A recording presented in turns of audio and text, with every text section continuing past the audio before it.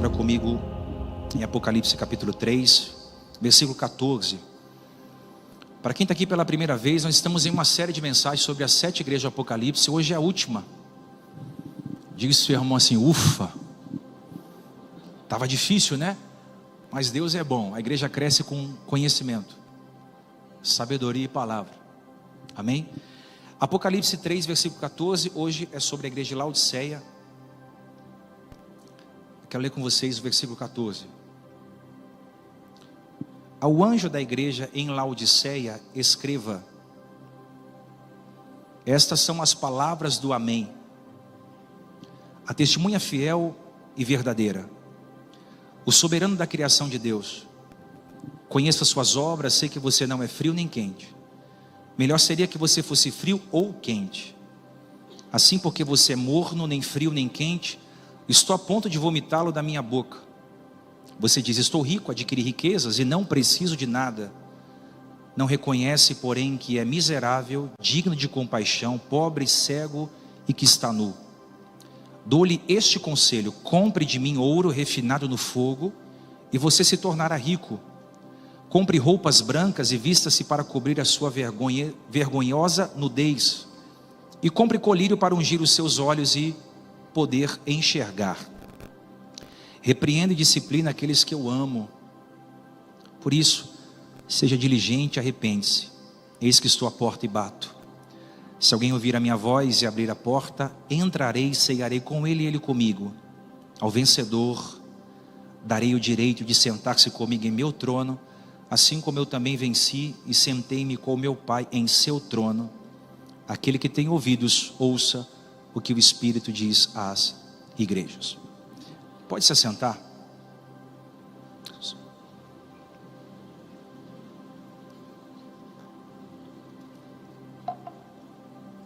Diga bem forte: a igreja de Laodiceia. Enfim, chegamos no fim da série. Estudamos as 7 cartas às igrejas do Apocalipse. E não é por acaso que essa última carta não termina com perseguição, não termina com heresia, nem com falsos mestres. Essa carta termina com auto-engano espiritual. Eu quero começar falando um pouco hoje sobre o contexto cultural da cidade de Laodiceia, porque Jesus constrói essa carta em cima da sua geografia, da sua economia e da cultura local que estava instaurada ali. Laodiceia era uma cidade extremamente rica. Quando você imagina Laodiceia, pode imaginar uma cidade que na época era uma cidade muito rica, desenvolvida financeiramente, uma cidade próspera. Havia muitas fontes de riqueza naquela época. Se Deus permitir, agora em abril estaremos lá na Turquia, visitando as 7 igrejas do Apocalipse, para vermos de perto os escombros, porque não existe mais igreja hoje. Hoje só existem monumentos. Mas naquela época havia uma cidade muito próspera. E a história vai nos contar que essa cidade era tão próspera que no ano 61 antes de Cristo, Laodiceia foi destruída por um terremoto. O terremoto devastou toda a cidade. E o imperador de Roma quis ajudar a reconstruir a cidade, se ofereceu a reconstruir a cidade, disse que abriria os cofres públicos para levantar a cidade de novo, mas os moradores de Laodiceia eram tão ricos, tão prósperos, que eles não aceitaram uma ajuda de Roma. Disseram: não, nós mesmos vamos reconstruir essa cidade, vamos usar os nossos próprios recursos para isso. Laodiceia não aceitou a ajuda de Roma. E Laodiceia tipifica o homem altivo, que passa por terremotos existenciais, mas não aceita ajuda de ninguém. Eu conheço muita gente que está enfrentando terremotos na vida financeira, na vida espiritual, na vida conjugal, na vida profissional, mas não aceita ajuda. Existem terremotos que você não consegue reconstruir de novo a sua vida se você não tiver ajuda. Você precisa aceitar ajuda. Por quê? Porque isso não se trata de autocomiseração, não. Se trata de você viver o Evangelho. O Evangelho é uma carta de ajuda mútua, um ao outro. Escute, a gente se parece muito com Laodiceia, porque temos dificuldade em receber ajuda. Isso não fala da nossa incapacidade, mas fala do nosso orgulho. Capaz você é, forte você é, mas geralmente quando você reconstrói sozinho, a glória nunca é de Deus, é sempre sua. A vitória nunca é dividida, é sempre individual. Agora, quando você passa por uma tempestade e você tem a ajuda de alguém, essa glória é dividida, essa honra é dividida, e Deus sempre é glorificado. Diga amém por isso. Mas Laodiceia não queria ajuda de ninguém, porque eles eram altivos. Agora vamos em algumas características importantes aqui da cidade, até eu entrar no texto. Laodiceia era uma cidade industrial. O que isso quer dizer? Era uma cidade que tinha muita indústria, e eles eram fortíssimos na exportação de lã negra. Pense,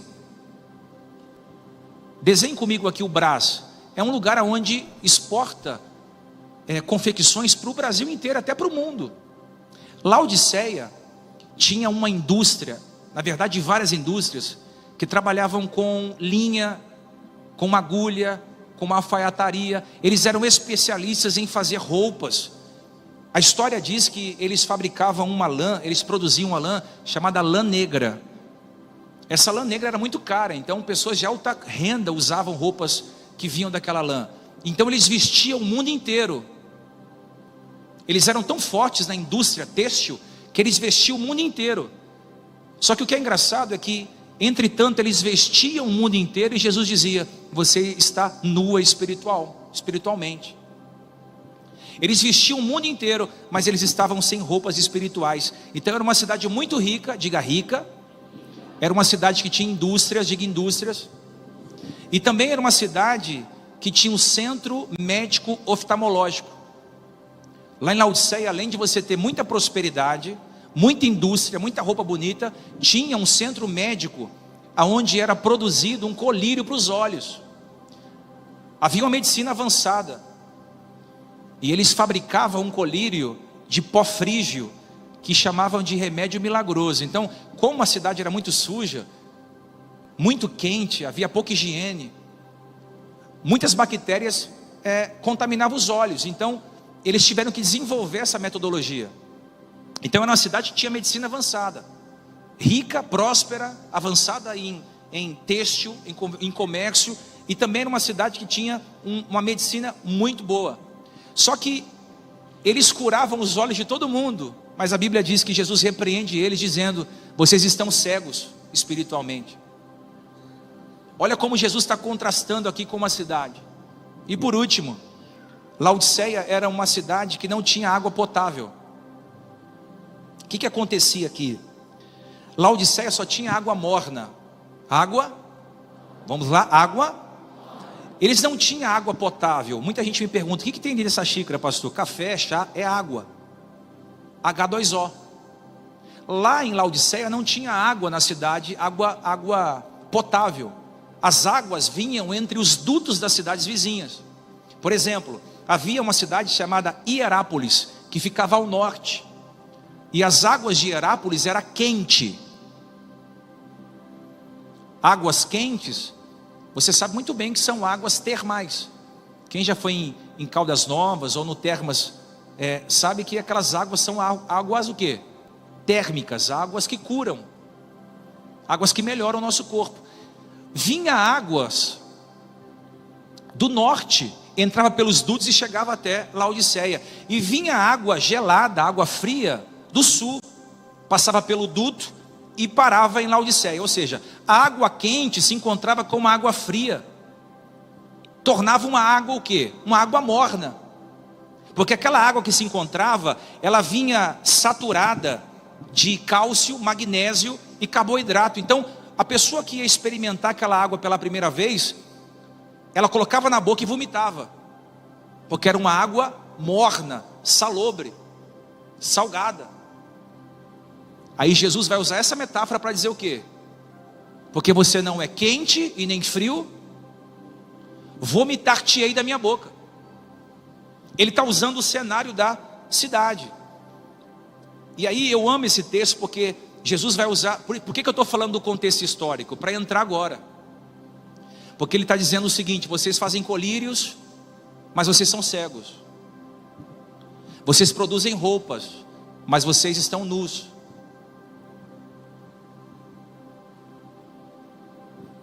Vocês acham que são ricos, mas são pobres. Aí ele vai se apresentar à igreja. Ele diz assim, ó: estas são as palavras do amém. Quem é o anjo da igreja? O pastor. Vamos lá, quem é o anjo da igreja? Estas são as palavras do amém. Então João está escrevendo o que Jesus está dizendo. Diga à igreja em Laodiceia que estas palavras são as palavras do amém. O que significa amém? Assim seja. Toda vez que você disser assim, ó, amém, você está dizendo, assim seja. Vamos viajar esse ano? Amém. Vamos ter um filho esse ano? Amém. Aqui quer dizer, assim seja. Minha mãe vai ser curada, amém, assim seja. Meu marido vai ser liberto, amém, assim seja.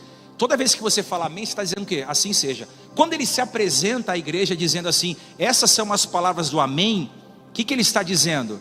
Ele está dizendo o seguinte: eu controlo as palavras e vai acontecer do jeito que eu quero que aconteça. Vou falar de novo.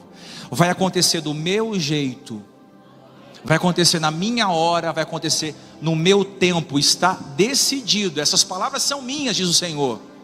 É como se Deus estivesse dizendo: vocês querendo ou não querendo, vocês vão ter que me obedecer, porque eu sou o amém. Está declarado, determinado, está pré-estabelecido. Essas são as palavras do amém, ou seja, assim seja. Ele está selando uma palavra. O que ele vai dizer? Conheça as suas obras. Jesus conhece você. Sei que você não é frio nem quente. Melhor seria que você fosse frio ou quente, porque assim, você sendo morno, nem frio nem quente, estou a ponto de vomitá-lo da minha boca. Você diz: estou rico, adquiri riquezas e não preciso de nada. Não reconhece, porém, que é miserável, digno de paixão, pobre e cego, que está nu. Mas se você pegar a Bíblia, a Bíblia que tem como tradução, a Bíblia, na verdade, a mensagem. Existem várias traduções de Bíblia, mas existe uma Bíblia chamada a mensagem. A tradução da Bíblia mensagem para esse versículo é muito profunda e muito forte. Escute, a Bíblia mensagem diz a mesma coisa de forma diferente. Conheço você por dentro e por fora, e vejo pouca coisa que me agrade. Você não é frio e também não é quente. Melhor que fosse frio ou quente. Você está estragado, apodrecido e me causa ânsia de vômito. Você alardeia: eu sou rico, faço e aconteço, não preciso de nada nem de ninguém. Você é desprezível, um mendigo cego, esfarrapado e sem casa. Isso aqui é palavras da Bíblia. Alguém pode dizer amém? É porque a gente só gosta de vitória. A gente gosta de saber que o Golias vai cair, que o Jericó vai cair, que o gigante vai tombar, que a vitória vai acontecer, que o milagre vai chegar. Mas essas palavras são palavras de vitória para a nossa vida. Tem alguém para dizer amém? Por quê? Porque Jesus está dizendo que nós não podemos ser morno, um crente morno. Essa igreja está passando pelo quê? Pelo uma mornidão espiritual. Louvado seja Deus, porque essa igreja não é morna. Louvado seja Deus, porque a gente não bate no peito achando que construiu alguma coisa. A gente sabe muito bem o nosso lugar no reino de Deus. Sabemos que o maior é o que serve. Mas eu preciso pregar essa palavra, porque aquele que tem a palavra do amém, aquele que declara, decreta, manda dizer à igreja, sabe o que? Dou-lhe este conselho. Aí Jesus vai dar um conselho à igreja. A palavra dou-lhe um conselho aqui não é como um mestre. No original é o médico da alma dando um conselho à igreja. Porque você não precisa de um elogio, você precisa de tratamento. Quando Jesus diz, eu te aconselho, Ele está dizendo, eu não vou discutir com a sua autoimagem, eu vou curar você dela. Porque você já tem um diagnóstico pré-estabelecido de si mesmo. A igreja dizia, sou rico, não precisamos de nada. Conhece alguém assim? A autoimagem. Mas Jesus disse, não, você é pobre e segue nua. Mas eu aconselho que vocês comprem ouro refinado no fogo. Compre de mim ouro refinado no fogo. Pastor, eu não entendi. Jesus está vendendo ouro aqui? Não, não é um banco ou uma casa de câmbio que você possa comprar uma moeda ou um ouro em espécie. Não, esse ouro refinado no fogo aqui não é uma moeda corrente que circula nos meios vigentes do comércio de moeda e capital. Esse ouro refinado no fogo é a natureza de Deus. Jesus está dizendo, vocês acham que vocês são ricos, não acham? Mas eu aconselho que vocês comprem de mim ouro refinado no fogo. Ou seja, compre de mim a minha natureza, os meus sentimentos. Eu quero que vocês pensem como eu penso. Eu quero que vocês tenham o fruto do Espírito. Ó, um pegou lá no fundo. Se estiver dormindo, não pega. Eu quero que vocês amem como eu amo. Eu quero que vocês perdoem como eu perdoo. Eu quero que vocês sejam longânimos como eu sou longânimo. Eu quero que vocês sejam pacificadores como eu sou. Eu quero que vocês sejam reconciliadores como o meu Pai é. Eu quero que vocês caminhem a segunda milha, porque fazendo isso vocês excedem a justiça dos fariseus e dos escribas. Eu quero que vocês se destacam pelas boas obras. Eu quero que vocês vivam o que está escrito no Sermão do Monte. Seja misericordioso, seja pacífico, ame a justiça, tenha fome da justiça de Deus, seja quebrantado, seja humilde. Olha aqui, a gente bate no peito achando que temos alguma coisa, mas só temos alguma coisa a partir da natureza de Jesus em nós. Por favor, levante a sua mão direita para o céu. Eu poderia pregar qualquer mensagem para você chorar e se arrepiar, mas a mensagem que Deus colocou no meu coração é essa: nós precisamos ter o caráter de Cristo no nosso caráter. Aleluia. 2026 vai começar e Deus vai te vestir da natureza dele. Quem olhar para você vai ver Jesus. Aleluia. Quem conversar com você vai ver Jesus na hospitalidade, na educação, no caráter, na honestidade. Quem olhar para você vai dizer, você é diferente, você carrega uma marca, você carrega um estigma, você é diferenciado em meio aos iguais, você tem a personalidade de Deus. Eu olho para você e eu vejo esperança, porque Deus vai nos dar o que o dinheiro não pode comprar, e o que o dinheiro não pode comprar é a natureza de Cristo, é o sentimento de Cristo. Porque o fogo vai provar as obras de cada um. A Bíblia diz, aconselho que compre de mim ouro refinado aonde? Pode ser melhor, ouro refinado aonde? Acorda, igreja, ouro refinado aonde? No fogo. O fogo tira tudo aquilo que não é verdade. E ele diz, aconselho que também de mim você pegue vestes brancas. Mas peraí, a cidade produzia lã negra. A cidade tinha alfaiates. Mas aos olhos de Deus eles estavam nus. Porque você pode usar uma roupa top. Eu posso usar a melhor roupa. O problema é que Deus me vê nu. A palavra conhecer aqui é intimidade. Apartai-vos de mim que eu não vos conheço. Não tem esse versículo? Esse conheço é a sós no quarto sem roupa, íntimo. Porque tem gente que vem para a igreja, mas Deus não conhece. Porque Deus quer conhecer você lá na faculdade, no seu quarto, na sua casa, no seu trabalho. Amém? Não. Eles estavam sem roupas, porque eles haviam perdido a glória de Deus. Lembra quando Adão pecou? Adão estava nu. A Eva disse, ó Adão, esse fruto aqui é bom, se a gente comer a gente vai ser o conhecedor, nós vamos conhecer o bem e o mal. Eva come, Adão come. Quando Adão comeu, diz lá em Gênesis que Adão ficou com vergonha de Eva e Eva de Adão, porque eles reconheceram que estavam nus, perderam a inocência. Adão pensou: vou fazer uma roupa para mim. A Bíblia diz que ele pegou uma folha de figueira, fez uma roupa para se cobrir para Eva. Só que folha de figueira não suporta vento, não suporta chuva, não suporta mau tempo. Deus falou: não, vocês não sabem se cobrir, nem se cobrir vocês sabem. Aí Deus foi lá, matou um animal, tirou o couro do animal, vestiu Adão.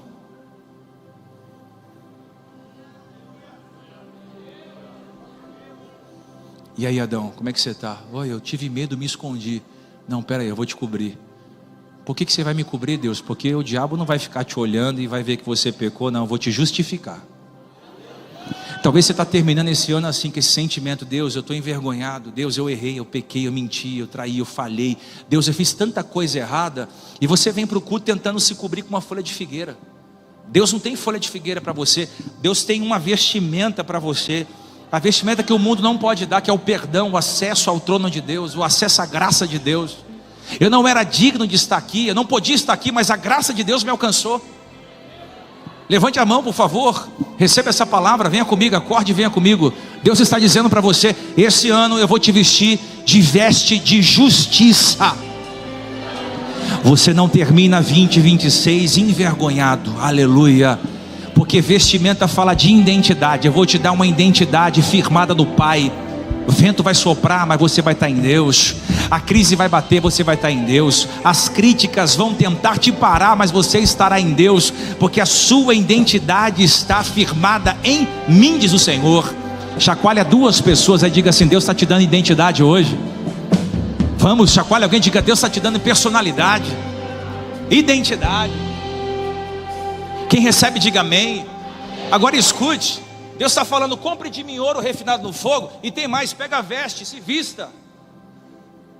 Não viva de imagem. Deus está mandando eles se vestirem com vestimenta branca, porque isso é pureza. E a gente aprendeu a viver de imagem. Só que Deus não unge maquiagem. Deus não consagra terno. Eita, Deus não unge saia, nem gravata. Deus não consagra personagens. Deus abençoa só corações contritos, quebrantados. Então eu posso me maquiar, eu posso me arrumar, eu posso estar todo elegante, mas eu estar sujo por dentro. Por isso que Deus vê primeiro o coração, depois Ele vê o exterior, primeiro Ele vê o interior da gente. Por isso que esse ano a gente não pode ver de imagem. A gente não pode se enganar, vender uma imagem na internet do que não somos, do que não temos, do que não podemos. Porque se a gente vende uma imagem de uma família perfeita sem ter, de um ministério perfeito sem ser, de uma vida financeira incrível sem ser, nós estamos vendendo imagem de uma espiritualidade barata. Escute, vestes brancas é voltar a ter santidade. O que é temor? Alguém se lembra dessa, quando eu preguei sobre isso? Temor é ver Deus me vendo. Eu nunca vou esquecer das palavras da minha santa avó, William. Minha avó dizia assim, ó: Deus está vendo. Aí ela falou tanto aquilo que quando eu ia pecar, aí via aquela voz no meu coração assim: Deus está vendo. Nunca esqueci disso, mas continuei pecando. Porque a gente só tem um encontro com Deus quando a gente está na lama. Porque o maior tombo que a vida nos dá é quando a gente cai em si mesmo. E você só é o que você é por causa dos tombos que você tomou. É ou não é? Você só é forte como você é porque você teve que se levantar muitas vezes.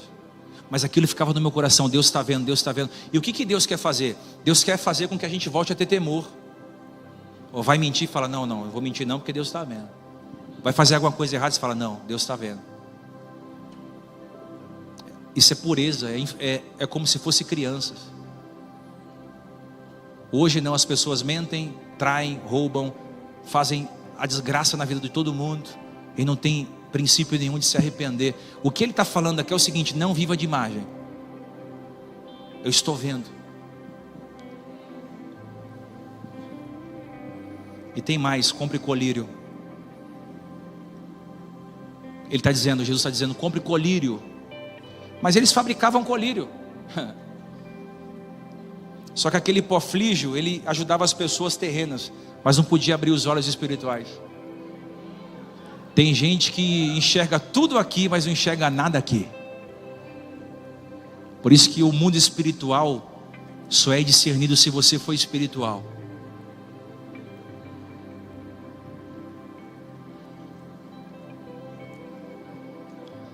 Então aquela igreja havia perdido a visão de si mesmo, estava morta espiritualmente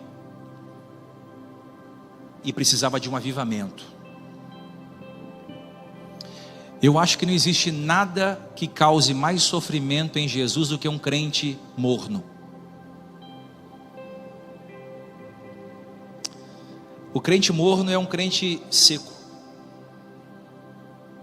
Pode descer um anjo aqui para cantar, não sente nada.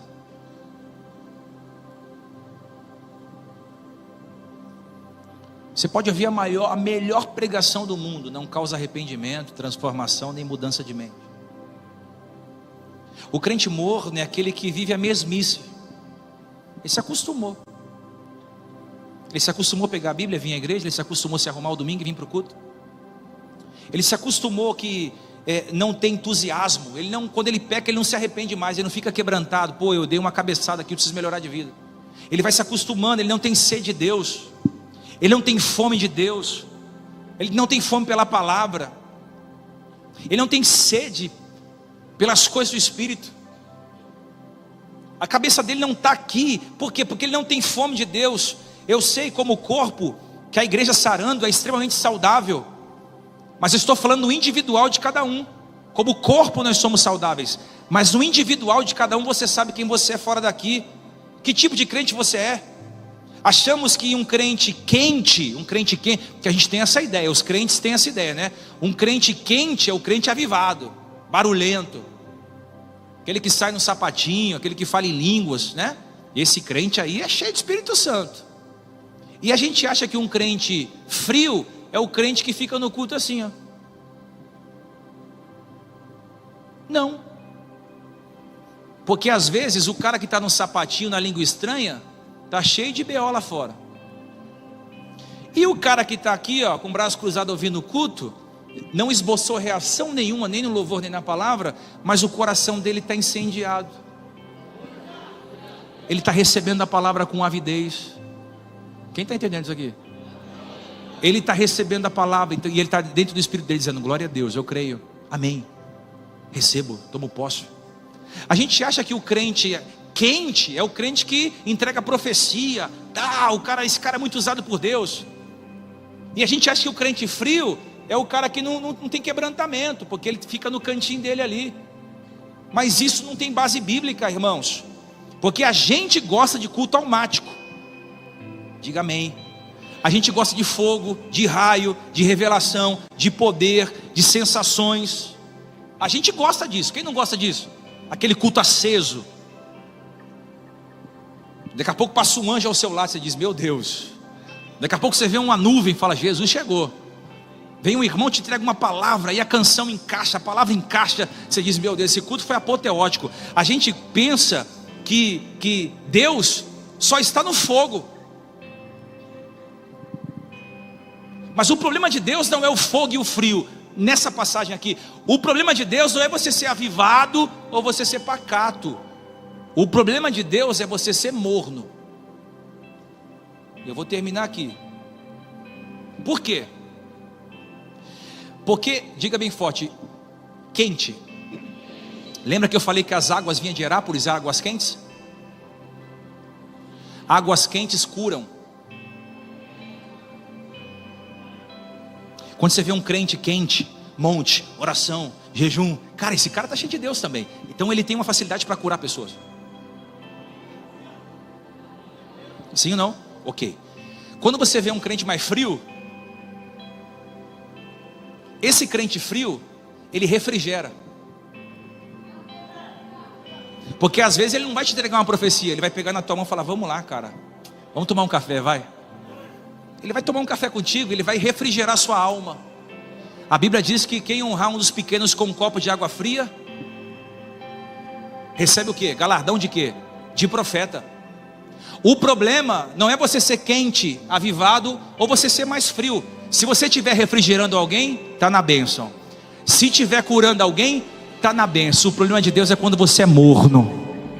Não toca ninguém, não aviva ninguém, não refrigera ninguém, não cura ninguém, não evangeliza ninguém, só pensa no seu umbigo, só pensa em você, só vive para si. Esse aí Deus está falando, eu vou vomitar da minha boca. Você tem que escolher. Se você está aqui, se você é quente, seja mais quente ainda. Se você é frio, refrigere, abrace do seu jeito, faça a obra acontecer. Agora, no meio morno, Deus não tem prazer em você, porque você não toca, você não evangeliza, o seu Instagram não condiz que você é crente, a sua performance não condiz que você serve a Deus, você não tem nada a ver com as coisas de Deus, porque você quer viver uma vida morna. Mas Deus está dizendo, não dá para terminar o ano você sem escolher qual lado você quer, porque o meio nunca foi um lado muito importante no mundo espiritual. Elias disse, ó, se vocês forem cochear entre dois pensamentos, escolha aí, não dá para ficar em cima do muro não. Se é Baal, escolhe Baal, se é Deus, escolhe Deus. Eu vou profetizar, 2026 você vai escolher. Você vai escolher se você quer refrigerar alguém ou se você quer tocar alguém com o seu coração, com as águas quentes que diz de você. Mas ser morno, irmão, está repreendido em nome de Jesus. Repreendo toda a frieza espiritual, repreendo toda a apatia, repreendo toda a preguiça espiritual. Você que não ora, não lê Bíblia, não consegue. Deus está dizendo, eu vou te avivar de novo, vou te acender de novo, vou tocar em você e vou colocar o meu coração em você. Por favor, coloque a mão no ombro de alguém e diga assim, Deus quer te usar, tanto para curar, tanto para refrigerar. Mas crente morno, ele não vai te aceitar não. Esse namorinho morno que você tem, esse casamentinho morno que você tem, esquece isso aí. É para ter um casamento sério. Esse ministériozinho morno que você tem, então um pelar, um pecar, eu não sei se eu fico, se eu saio. É para se envolver, é para mergulhar, é para participar, é para colocar teu coração, tua alma e teu espírito. É para segurar o arado. Para de ser crente milindre, segura o arado e diz, eu não solto esse arado por nada. Até porque a Bíblia diz, quem soltar a mão do arado não é digno de mim. Pastor, minha mão está machucada, segura o arado, Deus vai trazer a cura, o remédio, a recompensa. Mas faça a obra de Deus acontecer e expandir. Chacoalha alguém e diga assim, 2026 Deus vai te avivar. Eu profetizo que os nossos cultos serão incríveis aqui. Você vai sentar do lado de alguém e vai receber refrigério. Você vai sentar do lado de outro e vai receber uma profecia. Aleluia. Você vai sentar atrás de alguém, alguém vai colocar a mão no seu ombro, você vai ser batizado do Espírito Santo. Vai acontecer um movimento aqui espiritual muito forte, porque a glória de Deus se faz presente aqui.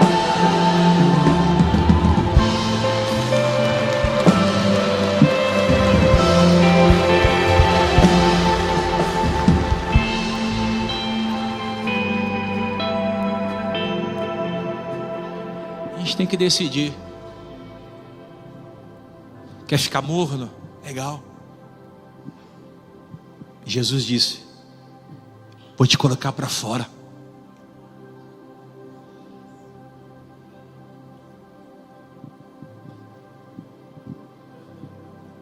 Essa decisão, coloca nesse pedido aqui, decisões que você tem que tomar. Deus, eu tenho que decidir coisas na minha vida. Eu vou me dar um ano para decidir isso aqui. Tem que resolver isso. Tem que fechar essa porta, cortar esse acesso. Aí não sinto nada na igreja, sabe, pastor? Não sinto nada. Por que será? Aí, pastor, culto bom de quarta, porque a gente chora, a gente se arrepia.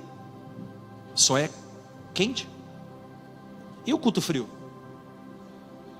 Porque para mim, culto bom é culto frio. Você não sente nada aqui. Mas amanhã, quando você vai pecar, o Espírito Santo fala, estou vendo. Aí você fala, ei pastor Lazarento, eu lembro dele. Quando você for pecar ainda hoje, estou vendo.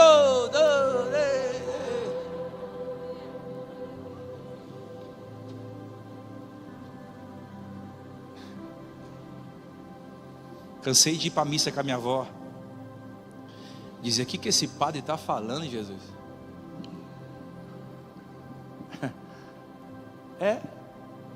Mas foi aquele alimento que foi me trazendo, me alimentando. Você lembra o que você comeu há 20 dias atrás? Eu não lembro nem o que eu comi no café da manhã hoje, mas me trouxe até aqui. Você não lembra das palavras desde o primeiro, você pode ter um flash, mas lembrar 100% de tudo você não lembra, mas te trouxe até aqui. Agora você tem que encerrar o ano dizendo o seguinte: eu não termino morno, eu vou casar no papel, vou resolver esse BO financeiro, eu vou resolver essa questão espiritual aqui. Amor, coloca o telefone para despertar 3 horas. O que é amor? Nós vamos acordar para orar. Que isso? 3 da manhã, água gelada no rosto, louvor. Vamos quebrantar 30 minutos nosso coração a Deus. Mas eu não sei orar. Não fala nada. Deus sabe o seu coração, o seu silêncio. O seu silêncio é um livro para Deus. Pastor, você é maluco, eu tenho um sono pesado. Aí que é bom. Aí que é gostoso. Quando seu sono é pesado, que você acorda grogue. Esses dias eu acordei 3 da manhã, fui orar. Deus falou, pegue um bloco de nota e escreva. Eu disse, nossa, Ele vai me dar uma palavra agora. Eu fiquei todo animado. Aí Ele disse assim diz eu mesmo. Eu falei, nossa, você deixou o quarto da oração. Aí desliguei o telefone. Falei, opa, se ele continuar falando. Ali eu já entendi. O que Deus está falando? Vem para a madrugada comigo. Sou eu e você. Sou eu e você. Sou eu e você. Aí eu tenho dificuldade para acordar na madrugada. Sabe o que eu faço? Coloco o despertador 3 horas, 3h05, 3h10, 3h15, 3h25, 3h28, 3h30, 3h35. Mas o meu telefone é barulhento. É Satanás esse telefone. A Luana fala, o que é isso? É o telefone tocando. Às vezes toca meia hora. Deus está falando, vem, vem, vem, vem. Que eu falo, diabo, se eu colocar uma vez só, você pode ser que eu não acorde. Mas se eu colocar 10 vezes para tocar, 1 hora eu vou ter que levantar. Dito e feito. Aí para piorar, sabe o que eu faço? Eu coloco o telefone longe, que vai ficar tocando e eu vou ter que acordar. Mas quando eu acordo, irmão, pode ter certeza, ele já está acordado. Aí o que é mais interessante é que ele fala, eu estava te esperando aqui. Aí quando você vê as coisas acontecendo, você não é sorte, é Deus. Vai acontecer na sua vida assim, vão dizer sorte. Trocou de carro, é sorte.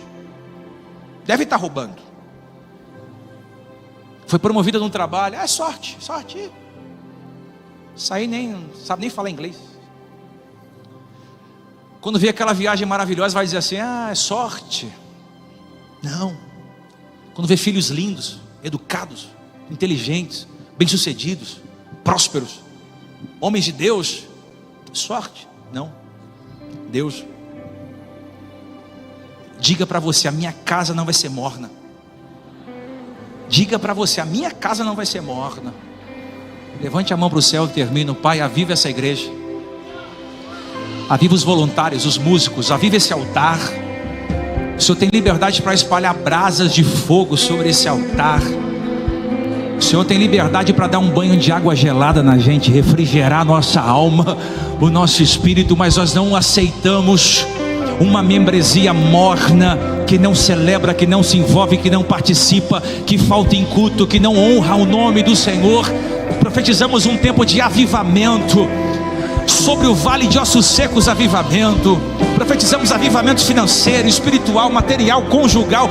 Profetizamos o maior avivamento da história. Quem viver, verá o que o Senhor fará em 2026 em nosso meio. Vai ter que aumentar para a direita, vai ter que aumentar para a esquerda. Quem viver verá. Vai ter que derrubar essa parede e aumentar esse galpão. Faremos reunião aqui com 5, 6, 7 mil pessoas sentadas, nem que seja uma em cima da outra. Deus vai avivar a nossa vida. Chacoalha 2 pessoas aí, diga assim, Deus vai te usar como instrumento de avivamento. Vai, profetiza, profeta, vai. Deus vai te usar como instrumento de avivamento. Deus vai te usar como instrumento de avivamento.